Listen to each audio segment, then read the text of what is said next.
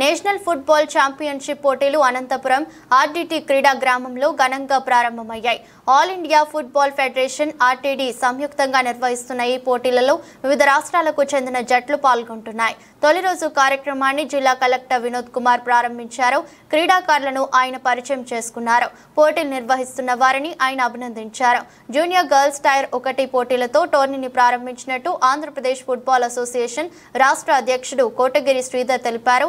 Jharkhand, AP జట్ల మధ్య ప్రారంభ మ్యాచ్ జరిగింది. టీం బిలో బీహార్, హిమాచల్ ప్రదేశ్ జట్లు పోటీ పడ్డాయి.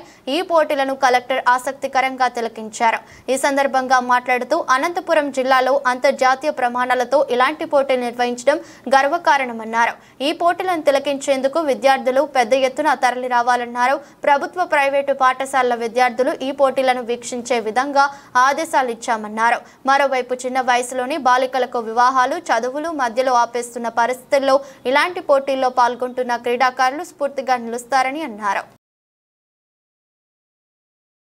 ఈరోజు ఆర్డీటీ స్టేడియంలో ఆల్ ఇండియా ఫుట్బాల్ ఫెడరేషన్ వారి ఆధ్వర్యంలో junior girls tier 1 national level tournament అనంతపూర్లో జరుగుతున్నటువంటి టోర్నమెంట్ 3వ తేదీ నుంచి 19వ తేదీ దీని యొక్క ఓపెనింగ్ సెరమనీలో పాల్గొనడం నాకు చాలా సంతోషంగా ఉంది.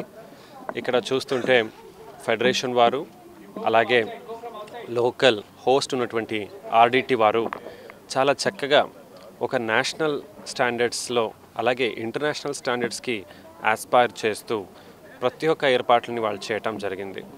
జిల్లా యంత్రాంగం తరపు నుంచి వారికి కావాల్సినటువంటి సపోర్ట్ ఏముంది, medical facilities, ambulance, emergency facilities అన్నీ కూడా జిల్లా యంత్రాంగం నుంచి ఏర్పాటు చేయడం జరిగింది.